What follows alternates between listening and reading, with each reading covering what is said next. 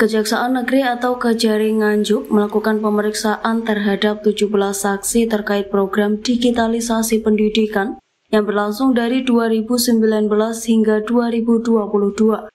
Pemeriksaan ini merupakan bagian dari pengembangan penyelidikan yang berasal dari Kejaksaan Agung RI dan dilakukan berdasarkan surat perintah dari lembaga tersebut.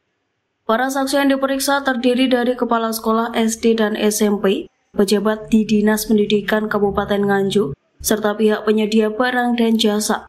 Terkait pengadaan buku dalam program digitalisasi pendidikan, Kejari Nganjuk menjalankan pemeriksaan secara normatif dan melaporkan hasilnya kepada tim penyidik Kejaksaan Agung untuk tindak lanjut. Pelaksanaan pemeriksaan Nganjuk dilakukan oleh tim pidana khusus serupa dengan kegiatan di kabupaten lain.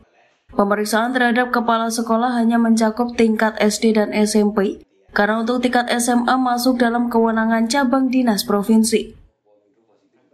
Program digitalisasi pendidikan tahun 2019 sampai dengan tahun 2022, itu berdasarkan surat penyidikan Perintah Penyidikan Pak Jampitsus nomor print 78A/FD2/FD.2/07/2025. Dan untuk Kabupaten Nganjuk, ya, kebetulan juga ada pemeriksaan sebagai pengembangan dari penyidikan yang dilakukan oleh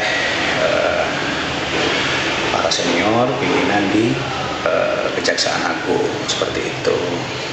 Berapa orang yang diperiksa? Dan untuk yang diperiksa itu ada 17 orang Bapak-Bapak sekalian, yang terdiri dari beberapa kepala sekolah, ada beberapa penyedia, kemudian ada pejabat juga di lingkup Dinas Pendidikan Kabupaten Nganjuk.